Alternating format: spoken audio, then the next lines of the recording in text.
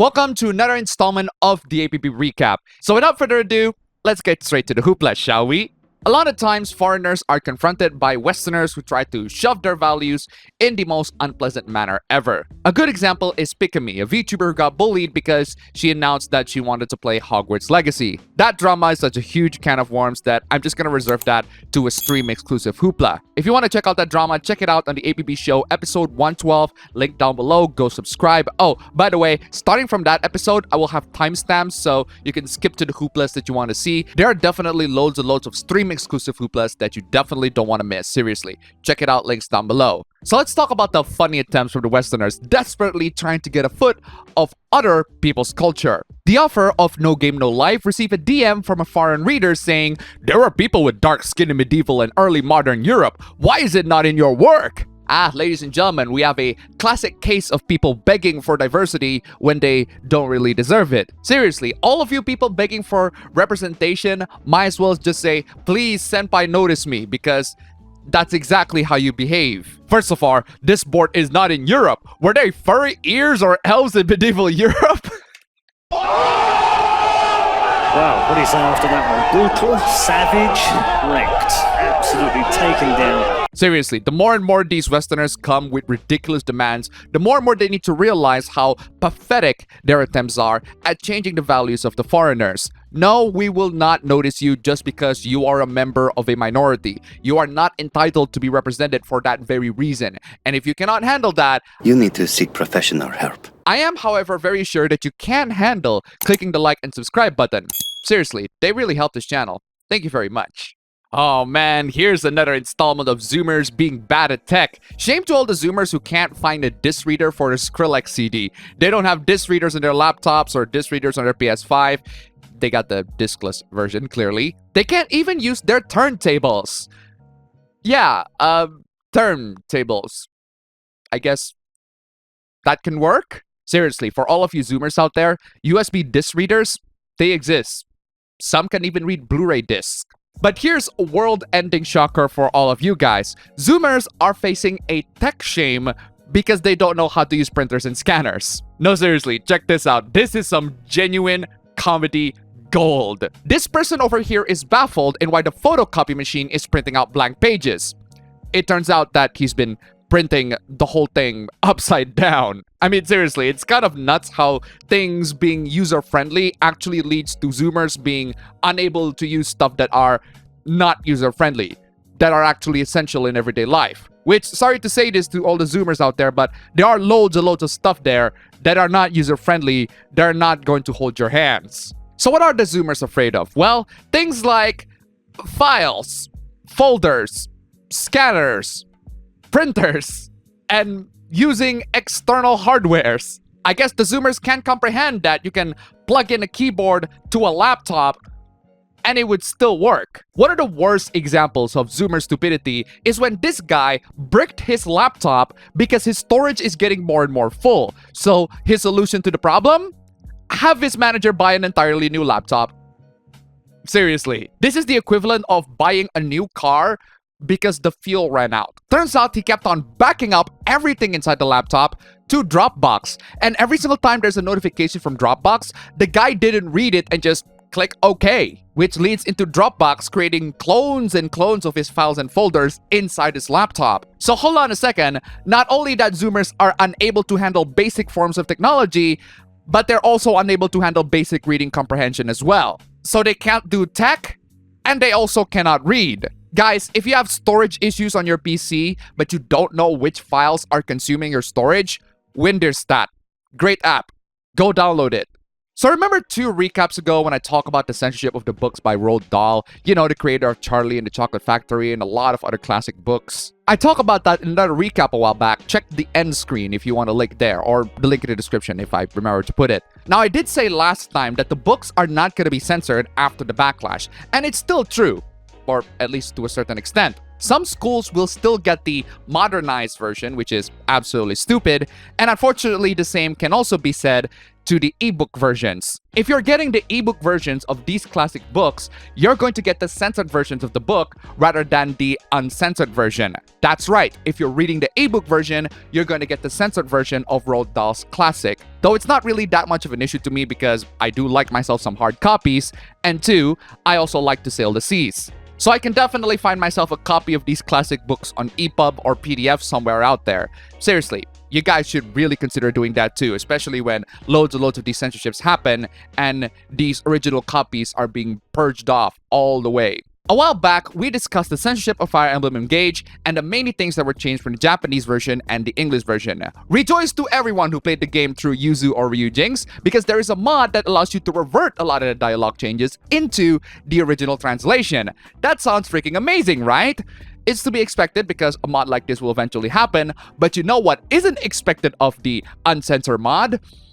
For it to be censored? The thing is, in the latest update of the mod, the admins of the website Game Banana forced the original creator to change the content of the mod in relation to a couple of characters in the game. Yes, you heard that right. The irony of the freaking century. A mod that is supposed to uncensor the game is getting censored by the sad admins of Game Banana. Why? Well, apparently they are censoring some content of the mod because of Rule 13. What is Rule 13, you might ask? Rule 13 states that content may be withheld or trashed and members gagged or banned at the sole discretion of top-level site admins. This rule is used in specific cases when no other rules is appropriate.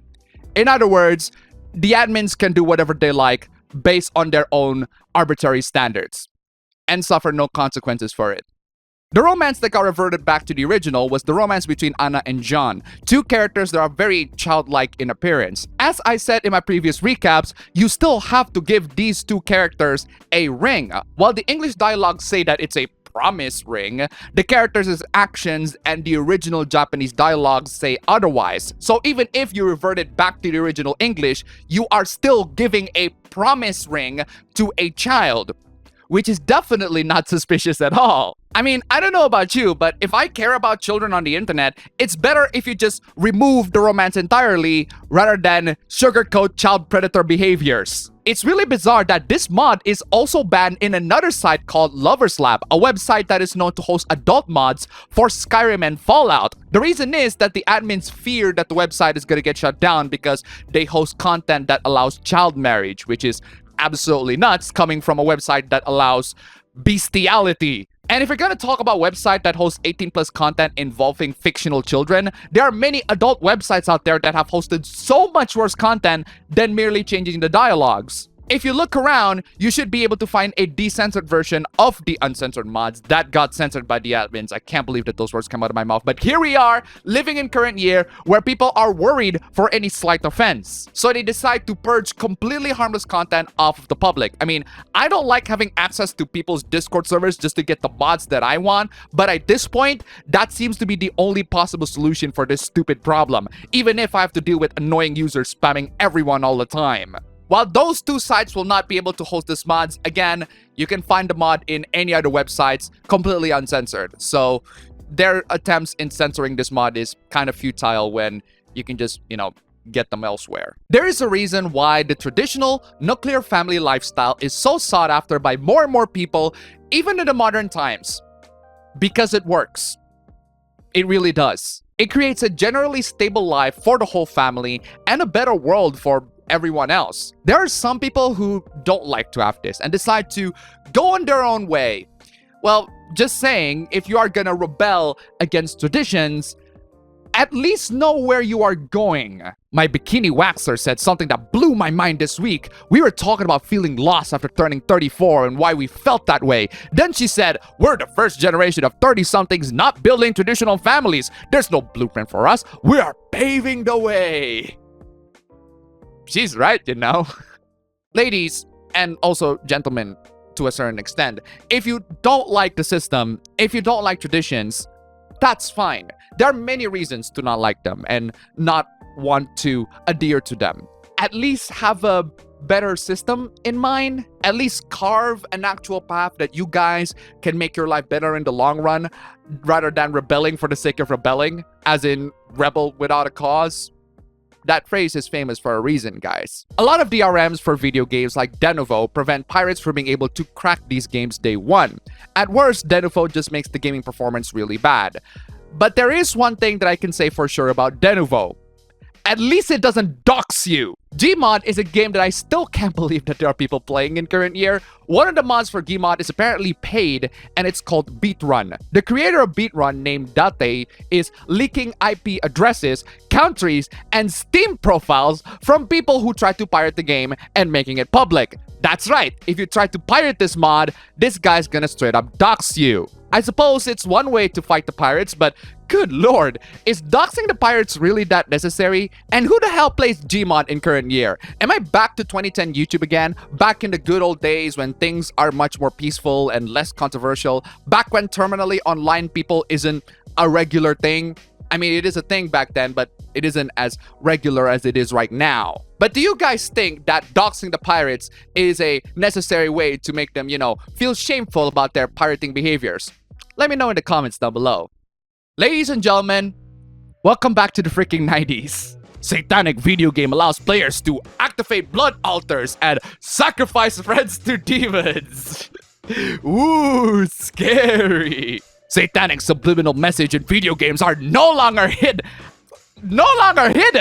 Excuse me, sir, but I really want to know what kind of rock that you're living in because it sounds so comfortable in there. Video Game News Live Push Square reported a game called Deceit 2. Bro, it's a sequel. The fact that it's a sequel shows that it has been in the open for a while. You absolute dingus. Deceit 2 will allow players to sacrifice their friends to demons and activate blood altars in order to tear down the veil of reality. Yes. And I missed the part where that's my problem. the article went on to say that the game is sadistic and sinister. Seriously, guys, we are back in the freaking 90s. All of these boomers that say that video games are satanic are back with a freaking vengeance. The following statement is the reason why you guys should always stay in the freaking center. During the days leading up to the 2020 election, the Gateway Pundit reported the video game Among Us, prohibiting users to have their username as Vote for Trump, but allowed users to have their name as Vote for Biden. Yes, I do agree that it is dumb for Among Us to censor Trump and leave Biden, but that doesn't make us friends. That doesn't make you in our side, you moral guardian boomer. Seriously, just because the extremes on the left are nuts, doesn't mean the extremes on the right are not nuts.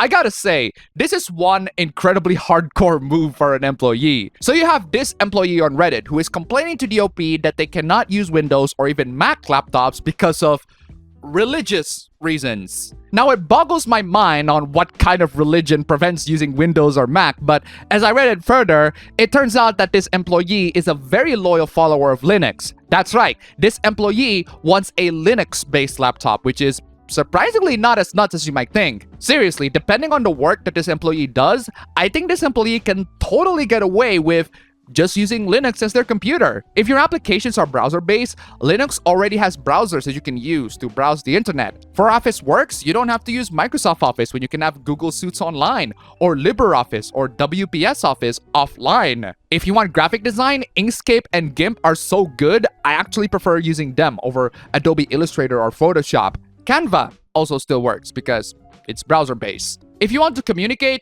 Zoom works on Linux just fine. Slack works on Linux just fine. Discord works on Linux just fine. So if you're doing general office work, Linux should get you covered just fine. But the thing about Linux users is that they are notoriously good tweakers. So it kind of baffles me when this person demands the company to configure their hardware to Linux. I mean, if I am a religious Linux user, I would just grab a USB stick and install Ubuntu or Arch there, or whatever distros that this person likes in a dual boot configuration. So you keep the company's Windows and you have your Linux OS, especially when those Linux OSs are, lightweight.